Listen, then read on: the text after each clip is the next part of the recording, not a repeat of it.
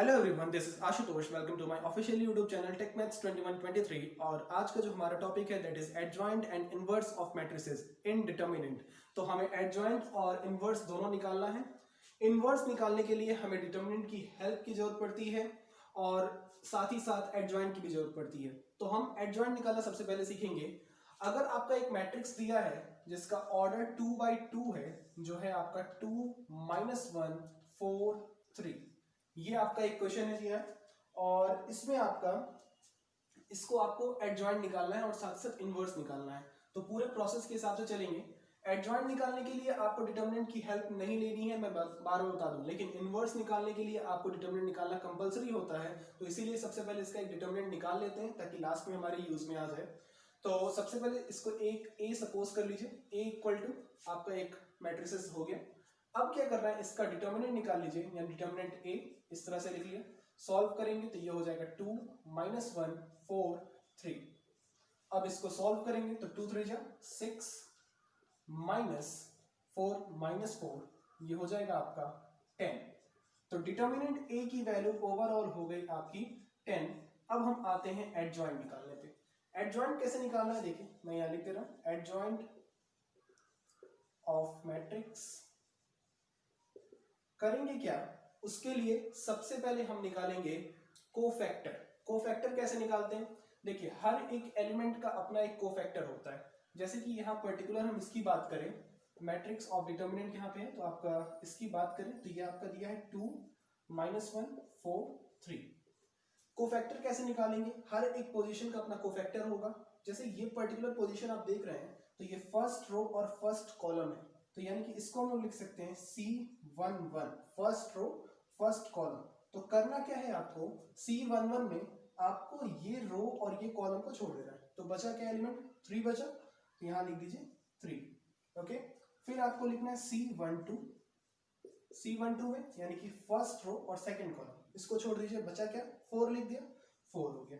अब क्या है, फिर उसके बाद यहाँ पे एक चीज और काम करना है कि अगर 1 1 है, 1 + 1 करिए 2 आता है ना, इवन आ रहा है तो इवन आ रहा है, तो यहाँ पॉजिटिव साइन हम अलग से लगा देंगे, नेगेटिव है तो बाहर प्लस लगा देंगे, कोई दिक्कत नहीं। लेकिन अगर 1 + 2 ऑड नंबर आ रहा है तो यहाँ पे हमें माइनस भी लगाना है। फिर हम निकालेंगे C13। C13 यहाँ 13 नहीं है, 2 1 है, C21 यानी सेकेंड रो फर्स्ट कॉलम।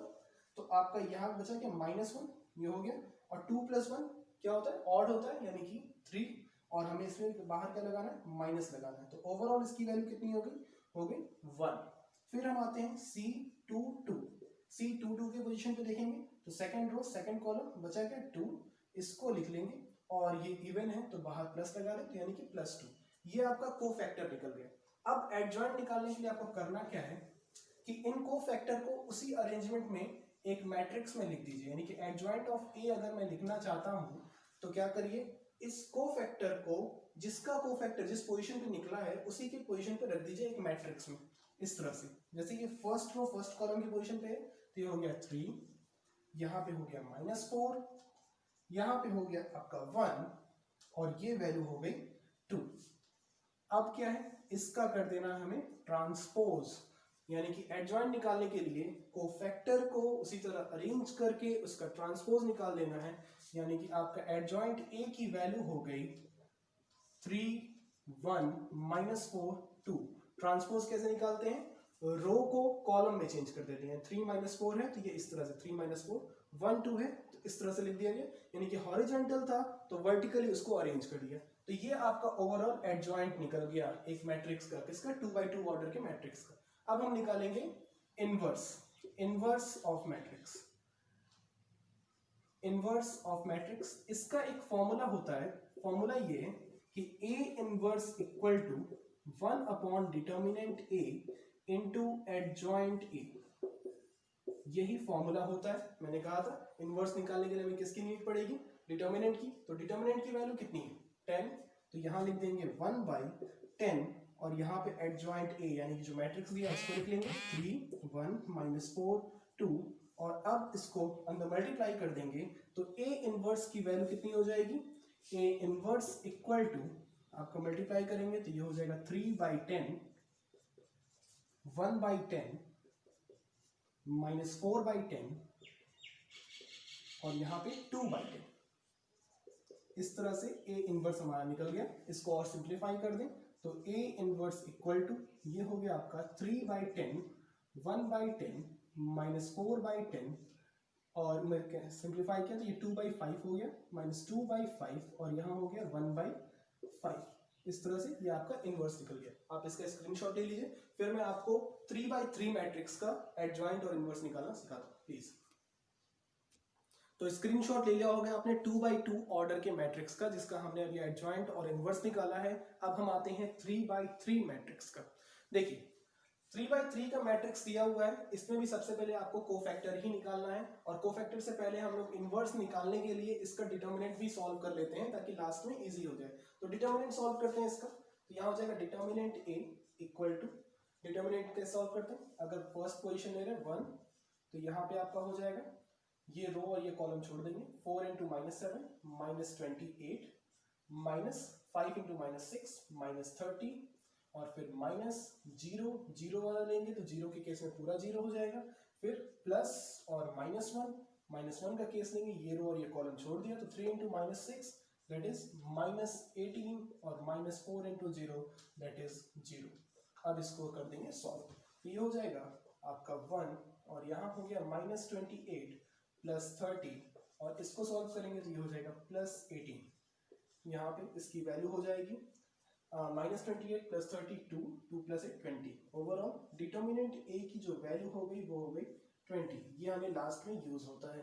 अब हम क्या करेंगे, एडजॉइंट निकालेंगे। एडजॉइंट निकालने के लिए मैं यहाँ लिख देता हूँ adjoint of matrix. Adjoint of matrix निकालने के लिए आपको करना क्या है, हर एक पोजीशन का आपका एडजॉइंट निकलेगा। तो मैं हर एक पोजीशन की बात करूं, सबसे पहले C11 यहाँ पे 3/3 का है तो ये थोड़ा सा अलग हो जाता है।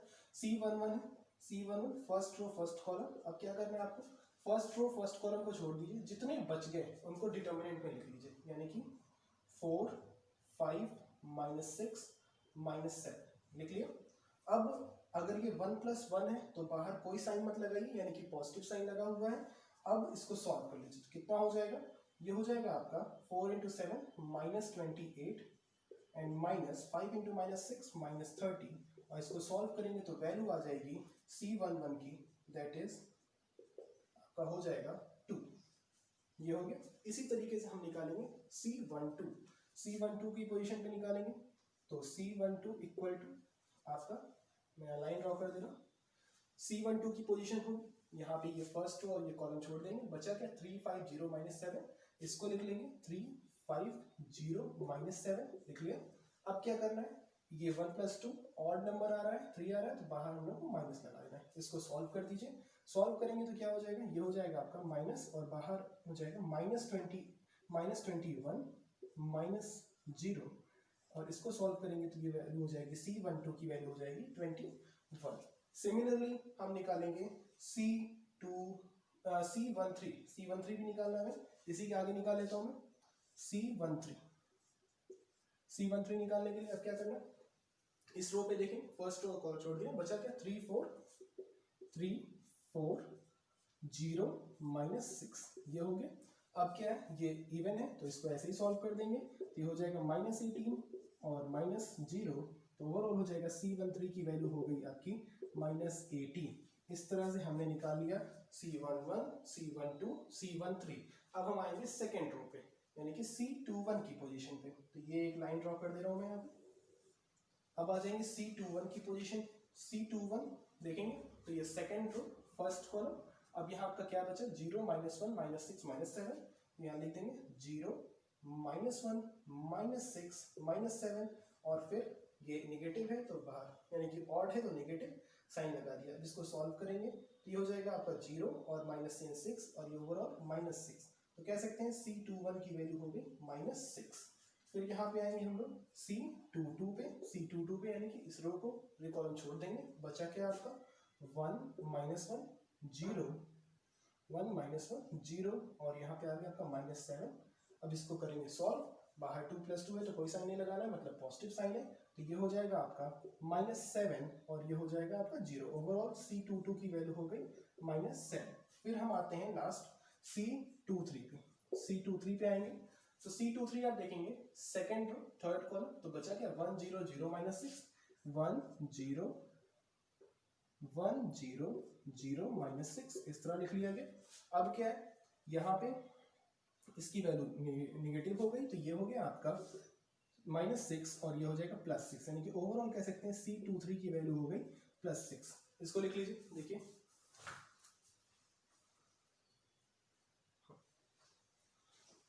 फिर हम निकालेंगे C31 की बात करेंगे। C31 निकालना है, तो C31 की पोजीशन देख लीजिए, C31 में आ जाएंगे, तो यानी कि थर्ड रो फर्स्ट कॉलम, ये और ये हट जाएगा, तो बचा क्या 0 -1 4 5, इसको लिख लेंगे हम लोग डिटरमिनेंट में 0 -1 4 5, ये हो गया। अब ये 3 + 1 इवन नंबर है, तो बाहर कोई साइन नहीं, 0 और ये हो जाएगा -4, तो ये ओवरऑल आपकी C31 की वैल्यू हो गई -4। फिर हम आएंगे C32 पे, C32 देखेंगे तो ये रो और ये कॉलम छोड़ दिए, बचा 1 3 -1 5, तो यहाँ पे हो गया 1 3 -1 5, इस तरह से। अब इसको सॉल्व करेंगे 5 और ये हो जाएगा, बाहर माइनस साइन भी है क्योंकि ये ऑड है, तो ये हो गया आपका माइनस साइन लगा दिया, तो हो गया 5 -3 +3 8, यानी कि -8, ये हो गई। फिर आते हैं हम लोग C33 की वैल्यू देखेंगे, यानी कि थर्ड रो थर्ड कॉलम, तो बचा क्या आपका 1 0 और 3 4, इस तरह से इसको सॉल्व करेंगे, तो 4 - 0 दैट इज 4, तो ये आपका C33 की वैल्यू होगी जो कि इवन है।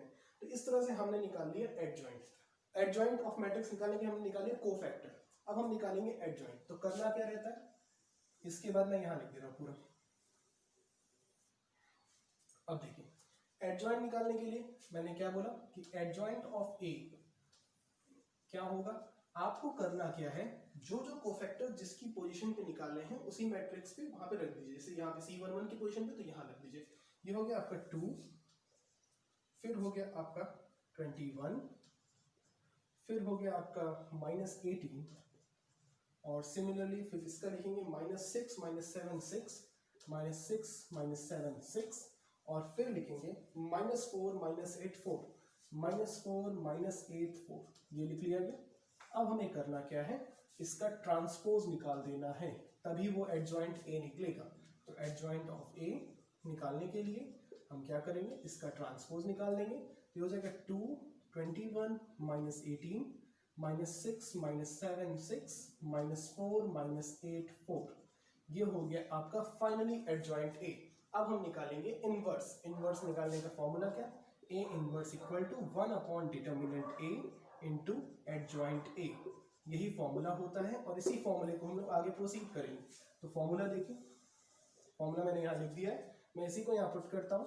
तो A inverse equal to 1 determinant A की वैल्यू कितनी आई है 20 आई है, तो पुट कर देंगे 20, और फिर एडजॉइंट A आपका ये निकला हुआ है, इसको यहाँ पे पुट कर देंगे, तो ये हो जाएगा 2 -6 -4 और फिर 21 -7 -8 -18 6 4 -18 6 4, इस तरह हो गया। अब 20 से सब में डिवाइड कर देंगे, तो ये हो जाएगा आपका A इनवर्स इक्वल टू, जब डिवाइड करेंगे तो 2/20 दैट इज 1/10, फिर करेंगे तो यहाँ पे हो जाएगा आपका -3/10, और फिर हो जाएगा -1/5, यहाँ पे हो जाएगा 21/20, यहाँ पे करेंगे तो -7/20, फिर -8/, तो 4 से कैंसिल कर सकते हैं, -2/10, या फिर 4 और फिर 4 2 जा 4 5 -2/5, एंड यहाँ पे करेंगे तो 18 यानी कि 2 से कर सकते हैं, -9/10, फिर यहाँ करेंगे तो ये हो जाएगा 3/10, फिर यहाँ वैल्यू हो जाएगी 2/10। ओवरऑल आपका A इनवर्स फाइंड आउट कर लिया गया। तो इस तरह से ये पूरा प्रोसेस है, मैं क्या बता रहा हूँ, यहाँ से पहले ये पूरा नोट करेंगे, फिर उसके बाद यहाँ से कंटिन्यू करेंगे, ये पूरा प्रोसेस है, और ये आपका फाइनल आंसर है। A इनवर्स इस तरह से निकलता है। तो स्क्रीनशॉट ले लीजिए आप इसका प्लीज। तो स्क्रीनशॉट ले लिया होगा आपने। अगर हमारा ये वीडियो आपको पसंद आया हो तो प्लीज मेरे चैनल को लाइक करें, शेयर करें, सब्सक्राइब करें। Thank you so much.